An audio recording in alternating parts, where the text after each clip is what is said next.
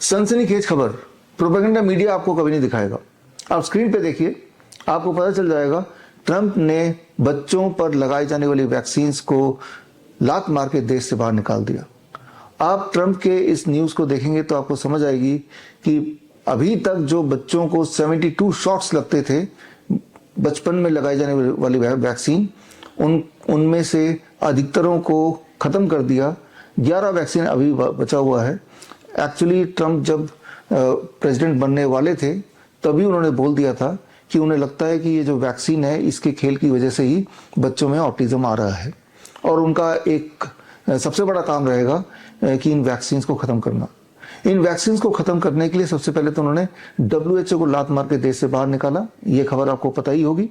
और उसके बाद 22 सितंबर को उन्होंने एक बड़ा प्रेस कॉन्फ्रेंस करके ऐलान कर दिया और साफ साफ बता दिया कि जो बच्चे वैक्सीन नहीं लगाते उनमें कभी भी ऑटिज्म नहीं होता और जिनमें ऑटिज्म होता है वो वही बच्चे हैं जो वैक्सीन लगाते हैं और वैक्सीन की वजह से ही ऑटिज्म होता है। उन्होंने क्लियरली बताया कि अमेरिका में कई सारे स्टेट्स ऐसे हैं, कई सारे शहर ऐसे हैं जहां पे हर 12 में से एक लड़के को ऑटिज्म है। इतनी भयानक तरीके से ऑटिज्म अमेरिका में फैल चुका है और जल्द ही उन्हें कोई ना कोई कदम उठाना पड़ेगा। अल्टीमेटली 5 जनवरी 2026 को उन्होंने अनाउंस कर दिया और CDC का लिंक आप देखिए, इस लिंक में जाएंगे तो आपको पता चलेगा कि ये वाकई में सच है। यानी कि आज के टाइम पे US के बच्चों को 72 जैब्स या शॉट्स की जगह सिर्फ 11 वैक्सीन लगने वाली हैं और आप देखेंगे कि आने वाले दिनों में ये वैक्सीन भी पूरी तरह US से खत्म होने वाला है। इस चीज से आपको ये समझ आ रहा होगा कि ये जो वैक्सीन का खेल है, इसी की वजह से आज हमारे देश में बात करें या दुनिया में बात करें, बच्चे बेहद बीमार हैं। गौर से देखेंगे हमारे देश की हालत तो आप पाएंगे कि हर आज की तारीख में हर दूसरे बच्चे को डेंटल प्रॉब्लम है, हर तीसरा बच्चा चश्मा पहना हुआ दिखेगा, हर चौथे बच्चे को भयंकर तरह से इंटेस्टाइनल डिसऑर्डर है, हर 10 में से एक बच्चे को ADHD है, attention deficit hyper activity disorder, हर 12 में से एक बच्चे को अस्थमा की दिक्कत है या रेस्पिरेटरी डिस्ट्रेस है, हर 100 में से एक बच्चे को ऑटिज्म है, हर 500 में से एक बच्चे को सेरेब्रल पाल्सी है, हर 1000 में से एक बच्चे को डायबिटीज टाइप 1 है। अगर आप कैलकुलेशन कर लें, मैथमेटिक्स लगा लें तो आप पाएंगे कि लगभग हर बच्चा बुरी तरह से किसी न किसी रूप से बीमार है। आज से अगर 30 साल 40 साल पुरानी बात करें या हम अपने जमाने की बात करें, उस वक्त ये सारी बीमारियों के नाम और निशान नहीं थे। उस वक्त ऑटिज्म नाम की कोई चीज नहीं थी। उस वक्त ADHD, सेरेब्रल पाल्सी ये सब होते ही नहीं थे। लेकिन जैसे जैसे हमारे देश में भी वैक्सीन की संख्या, बच्चों में लगाने वाली वैक्सीन की संख्या बढ़ती गई, वैसे वैसे ये बीमारियों की तादाद बढ़ती चली गई।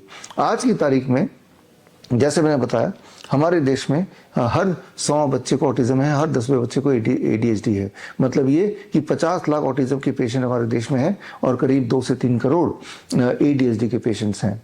तो उनका जो सबसे बड़ा कारण है बच्चों में लगाई जाने वाली वैक्सीन। और हमेशा हमारा देश US को फॉलो करते रहा है एज फार एज जो मेडिकल से जुड़े हुए डिसीजंस के लिए।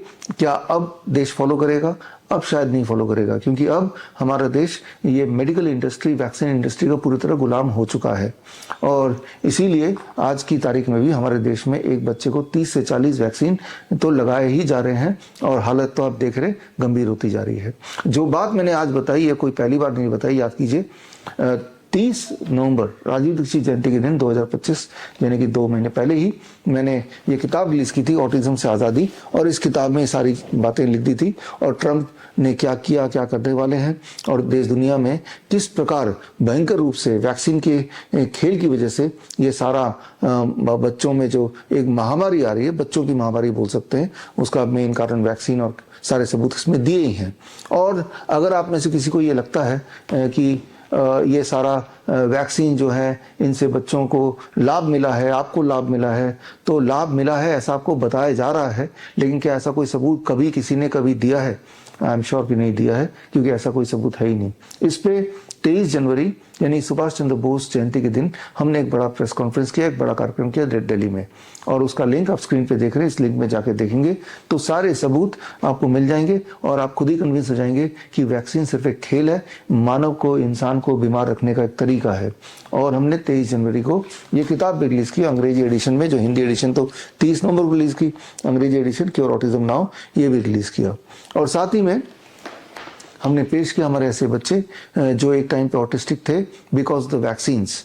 वो सारे बच्चे स्टेज पे आए, उनके पेरेंट्स ने बताया कि जैसे जैसे वैक्सीन लगाते चले गए वैसे वैसे हमारे बच्चे की बोलचाल बंद हो गई, उनका हाइपर एक्टिविटी शुरू हो गया, उनका एबनॉर्मल बिहेवियर शुरू हो गया और वो अलग थलग रहने लगे, सोशल इंटरेक्शन कम हुआ। और ये सारी बातें उन्होंने अपने मुंह से तो बताई, एट द सेम टाइम उन्होंने ये बताया कि जैसे जैसे कैन प्रोटोकॉल की और ऑटिज्म नाउ प्रोटोकॉल हमने बच्चों के ऊपर अप्लाई किया तो उनकी स्पीच वापस आ गई, उनका हाइपर एक्टिविटी कम हो गई, उनका ऑटिज्म से जुड़े हुए सिम्टम ठीक होने लगे। तो यानी कि याद रखिए, ऑटिज्म इज प्रिवेंटेबल अगर आप बच्चों को वैक्सीन ना दें तो, और दूसरा ऑटिज्म इज क्योरेबल ऑल्सो अगर आप कैन प्रोटोकॉल फॉलो करें तो। खैर, मैं उम्मीद करता हूं कि इस वीडियो के बाद आप गंभीरता से वैक्सीन की इंडस्ट्री को समझेंगे और आज के बच्चों के बचपन को बचाने के लिए ये मुहिम से आप जुड़िए, आप जुड़ेंगे ताकि जो पेरेंट्स हैं वो उनमें अवेयरनेस आए कि आप जो वैक्सीन बच्चे को दे रहे हैं ये सोच के कि इससे बच्चे का कोई भला होगा, इससे भला सिर्फ वैक्सीन इंडस्ट्री का होगा, मेडिकल लॉबी का होगा। जो बातें मैंने आपको बताई हैं इनके सारे के सारे सबूत इस किताब में दिए हुए हैं। ये किताब को पढ़ना चाहिए और जो लोग ये किताब पढ़ना नहीं चाहते तो स्क्रीन पे दिए हुए लिंक में जाके 23 जनवरी का मेरा जो प्रेस कॉन्फ्रेंस है उसे देखिए, उसमें सारे सबूत हैं। यही सारे सबूत लेके आप उन डॉक्टरों के पास जरूर जाइए जिन्होंने रिकमेंड किया बच्चों को वैक्सीन देने के लिए, और उनसे आप पूछिए कि आप बोल रहे हैं कि बच्चों को वैक्सीन देना चाहिए। अलग अलग वैक्सीन जो बच्चों को दिए जाते हैं बच्चे के पैदा होते ही, चाहे वो MMR हो, चाहे वो BCG हो, चाहे वो पोलियो हो, क्या इन वैक्सीन से बच्चे को या किसी को भी किसी रूप में कोई फायदा हुआ है, हो सकता है ऐसा कोई सबूत है? सबूत है तो वो दिखाएं। जाहिर सी बात है वो नाराज हो जाएंगे, वो आपसे बातचीत बोलना बंद कर देंगे, लेकिन सबूत नहीं दिखाएंगे क्योंकि सबूत इस धरातल में है ही नहीं। जो सबूत है वो सबूत यही बोल रहे हैं कि वैक्सीन सिर्फ और सिर्फ इंसान का नाश करता है, हमारे इम्यून सिस्टम से वो खेल करता है जिससे इंसान या बच्चा और कमजोर होता चला जाता है। तो सबूत तो खैर इस किताब में है ही, या जो मेरे प्रेस कॉन्फ्रेंस में था ही, और उसका नतीजा भी ये है कि अब इवन US जो कि वैक्सीन का गढ़ माना जाता रहा है, उन्होंने भी अपने बच्चों के जब हालत देखी तो ट्रंप सरकार, जिनका पहला one of the top most priority यही थी कि वैक्सीन्स के खेल को एक्सपोज करना, तो उन्होंने वो कर दिखाया। और आगे भी आप देखेंगे कि जितने थोड़े मोड़े वैक्सीन वहाँ बचे हैं वो भी धीरे धीरे कम होगा। यहाँ समझने वाली बात होगी कि इस दुनिया में जो सबसे पावरफुल लॉबी कोई है, सबसे पावरफुल इंडस्ट्री कोई है, तो वो वैक्सीन इंडस्ट्री, मेडिकल इंडस्ट्री है। तो ऐसे इंडस्ट्री से लड़ना किसी भी एक सरकार के लिए, इवन ट्रंप जो कि अपने आप में दुनिया के सबसे पावरफुल पर्सन माने जाते हैं, उनके लिए भी आसान काम नहीं है। उसके बावजूद भी वो यहाँ तक पहुँच पाए, ये कर पाए, बड़े स्ट्रेटेजिकली किया। उनके करने की कहानी किस तरह से उन्होंने स्टेप बाय स्टेप उन्होंने वैक्सीन इंडस्ट्री को घेरे में लिया और उसको कैसे एक्सपोज किया और कैसे उससे बाहर बच्चों को निकाला, ये अपने आप में एक कहानी है जो आपको पढ़नी चाहिए, समझनी चाहिए। तो यानी कि अगर ये कोई एक सरकार कर सकता है तो ये हमारी सरकार भी कर सकती है। वो करे ना करे, एक पेरेंट तो कर ही सकता है। At the end of the day एक पेरेंट के हाथ में है कि वो अपने बच्चे के साथ क्या करना चाहते हैं, क्या नहीं करना चाहते।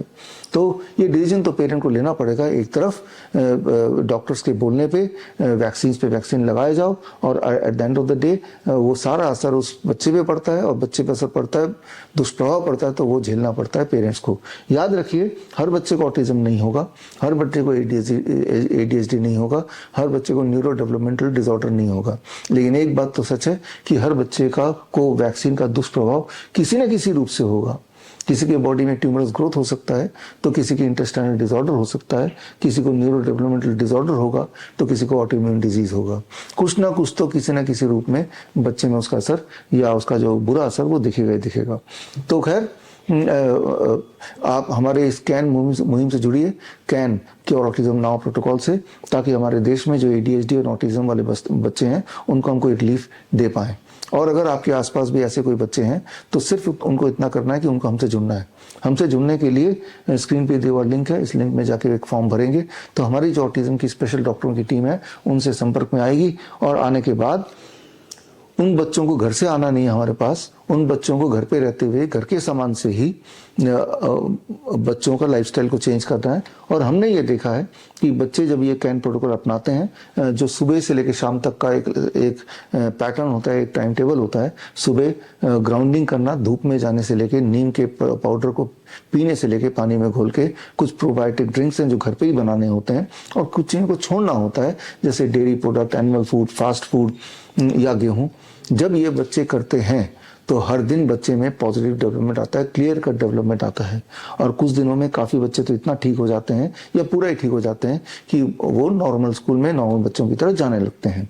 तो इस मुहिम में आप जुड़िए। इस मुहिम में जुड़ने से आपकी वजह से, हमारी वजह से एक परिवार पूरी तरह से मेन स्ट्रीम में आ सकता है, एक बच्चे का जीवन मेन स्ट्रीम में आ सकता है। अदरवाइज ये बोल दिया गया था कि बच्चे जो हैं जीवन भर अपने पेरेंट्स पे या किसी न किसी पे निर्भर रहेंगे, तो उस ट्रैप से वो बाहर निकल सकते हैं।